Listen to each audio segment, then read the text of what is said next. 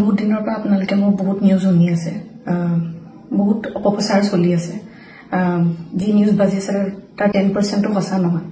আৰু মই ইমান দিনে একো মাত মাতিব পৰা নাই কাৰণ ইমান হেৰেছমেণ্ট ইমান মেণ্টেল হেৰেছমেণ্ট যোনটো কেতিয়াও মই ভাবাই নাছিলো হ'ব বুলি সেইখিনি মই পাৰ কৰিব লগা হৈছে মেণ্টেলি প্ৰস্তুত নাছিলো কোনো ধৰণৰ কথা ক'বলৈ বা কিবা ষ্টেটমেণ্ট দিবলৈ সেইটো কাৰণে 7 দিন মই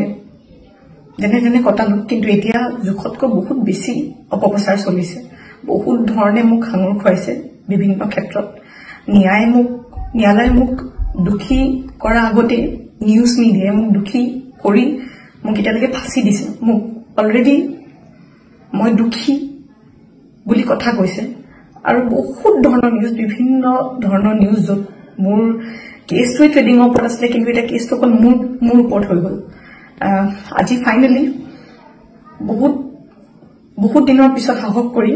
মই সাৰেন্ডাৰ কৰিব ওলাইছো মই ফুল কোঅপাৰেট কৰিম পুলিচৰ লগত ইমান দিনে কৰিব পৰা নাছিলো মই পলাই ক'তো থকা নাই মই লুকাই আছিলো অকণমান মই পৰা নাছিলো সহ্য কৰিবলৈ ইমান সহজ নহয় নিউজ এটা শুনি থকা বা নিউজ এটা কৰি থাকিলে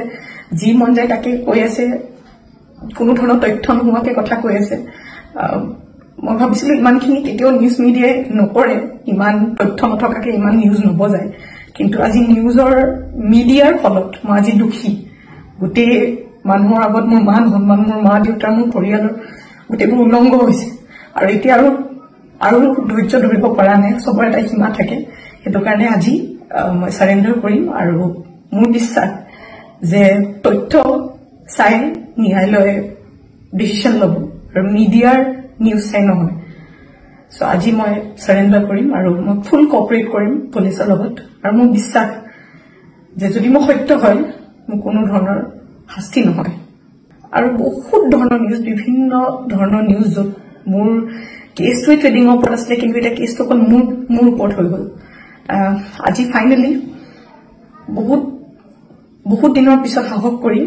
মই সাৰেন্ডাৰ কৰিব ওলাইছো মই ফুল কোঅপাৰেট কৰিম পুলিচৰ লগত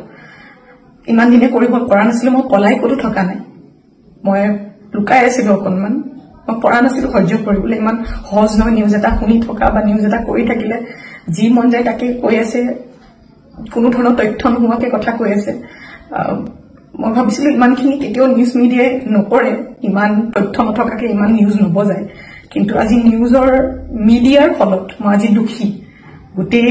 মানুহৰ আগত মোৰ মান সন্মান মোৰ মা দেউতা মোৰ পৰিয়ালৰ গোটেইবোৰ উলংঘ হৈছে আৰু এতিয়া